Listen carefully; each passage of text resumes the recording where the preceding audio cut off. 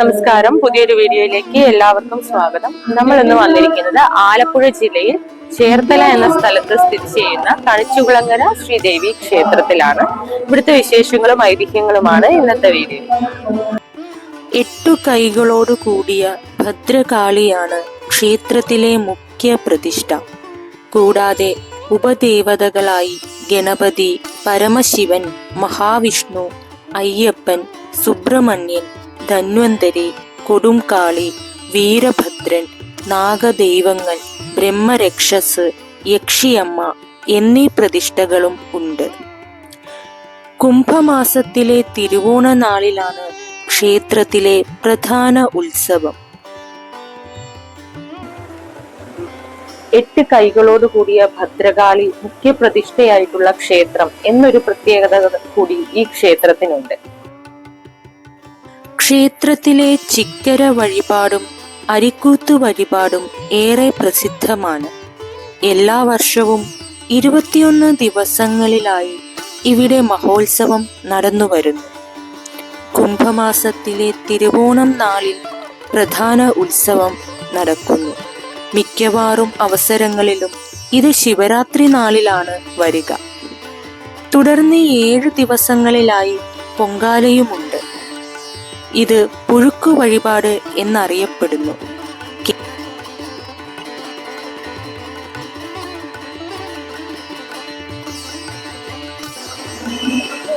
ക്ഷേത്രത്തിലെ വെടിക്കെട്ട് വളരെ പ്രശസ്തമാണ്. ഉത്സവത്തിന്റെ അവസാന 2 ദിനങ്ങളിലാണ് കമ്പക്കെട്ട് എന്നറിയപ്പെടുന്ന 2 മണിക്കൂറിലേറെ നീണ്ടു നിൽക്കുന്ന വെടിക്കെട്ട് നടക്കുന്നത്.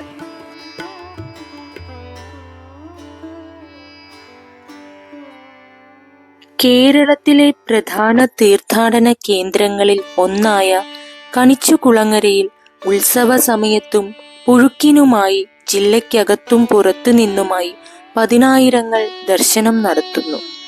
ഇവിടുത്തെ വെടിക്കെട്ട് വളരെ പ്രശസ്തമാണ്. എല്ലാ വർഷവും അവസാന 2 ഉത്സവ ദിനങ്ങളിലായാണ് വെടിക്കെട്ട് നടത്തപ്പെടുന്നത്. കുംഭമാസത്തിലെ തിരുവോണ നാളിലാണ് ക്ഷേത്രത്തിലെ പ്രധാന മഹോത്സവം. ഇവ കൂടാതെ ചിക്കര വഴിപാടും അരിക്കൂത്ത് വഴിപാടും പ്രധാന വിശേഷങ്ങളാണ്.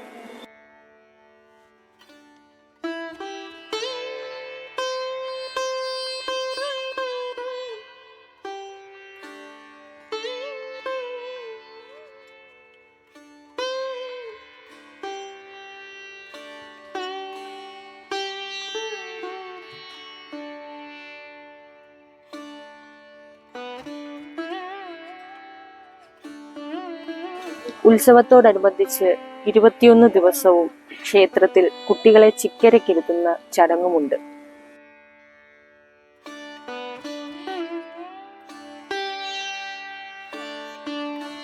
ഉത്സവത്തോടനുബന്ധിച്ച് 21 ദിവസവും കുട്ടികളെ ചിക്കരക്കിരുത്തുന്ന ചടങ്ങുണ്ട്.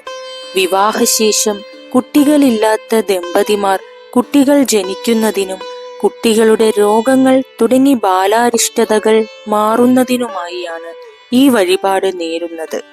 ഉത്സവ ദിനങ്ങളിൽ കുട്ടികൾ കണിച്ചുകുളങ്ങര അമ്മയുടെ മക്കളായി മാറുന്നു എന്നാണ് സങ്കല്പം.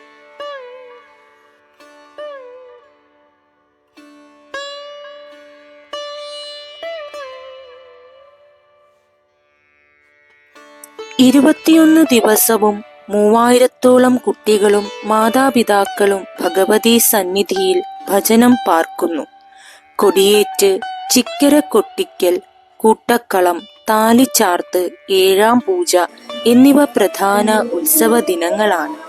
കൂടാതെ 14 വർഷത്തിലൊരിക്കൽ മുറജപം എന്ന ചടങ്ങും ഇവിടെ നടക്കുന്നു.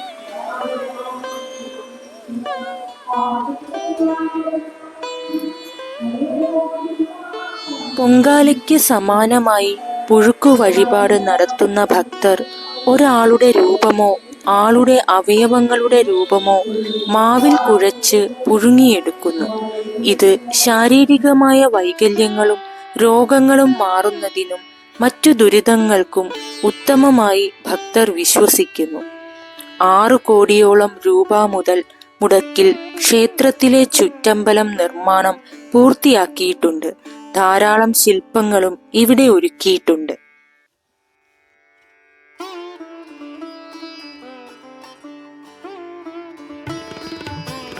ഏഴുവരിക്കൈത, അറുകുല, മൂലസ്ഥാനം, കുറുപ്പശ്ശേരി, അന്നപൂർണേശ്വരി ക്ഷേത്രം ഇവയാണ് പ്രധാന ക്ഷേത്രത്തോടനുബന്ധിച്ചുള്ള മറ്റു തീർത്ഥാടന സ്ഥലങ്ങൾ. ആലപ്പുഴയിലെ കണിച്ചുകുളങ്ങര ദേവീക്ഷേത്രം മാതൃദേവതയ്ക്ക് സമർപ്പിച്ചിരിക്കുന്നു. കേരളത്തിലെ ഒരു പുരാതന ക്ഷേത്രമാണിത്. സ്വാതന്ത്ര്യവും തുറന്നതുമായ ഭരണം ആസ്വദിക്കുന്ന വളരെ കുറച്ച് ക്ഷേത്രങ്ങളിൽ ഒന്നാണിത്. ജാതിമത സാമൂഹിക സാമ്പത്തിക വ്യത്യാസമില്ലാതെ എല്ലാവർക്കും ക്ഷേത്രം തുറന്നിരിക്കുന്നു.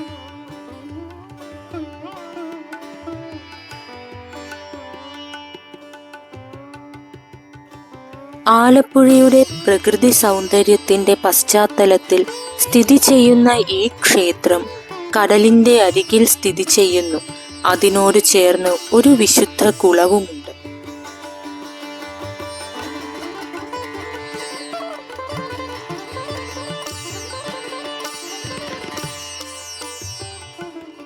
പന്ത്രണ്ട് വർഷത്തിലൊരിക്കൽ ആചാരപരമായി നടത്തുന്ന മുറപ്രതിജ്ഞയ്ക്ക് പേരുകേട്ടതാണ് ഈ ക്ഷേത്രം. മുഴുവൻ പരിപാടികളും 41 ദിവസം നീണ്ടു നിൽക്കും. പരിസരം ശുദ്ധീകരിക്കാൻ ഈ ദിവസങ്ങളിൽ നിരവധി ആചാരങ്ങൾ നടത്തപ്പെടുന്നു. പൂജാരിമാർക്ക് പോലും ഹോമം അല്ലെങ്കിൽ ശുദ്ധീകരണം നടത്താറുണ്ട്. ചില സന്ദർഭങ്ങളിൽ ആചാരങ്ങളിൽ ഒന്ന് അക്രമാസക്തവും അസംബന്ധവുമായി മാറുന്നു. 1975 ഈ വേലപ്പടയാമി എന്ന ആചാരം നിർത്തലാക്കാൻ ജനറൽ ബോർഡിലെ അംഗങ്ങളിൽ പലരും ശ്രമിച്ചു. അതിന്റെ സ്ഥാനത്ത് ആറാട്ട് ഉത്സവം നടത്താൻ തുടങ്ങി. ഒരു ഇംഗ്ലീഷ് മീഡിയം സ്കൂൾ സ്ഥാപിക്കാൻ ഉൾപ്പെടെയുള്ള സാമൂഹ്യക്ഷേമ പ്രവർത്തനങ്ങൾ കമ്മിറ്റി ഏറ്റെടുത്തു.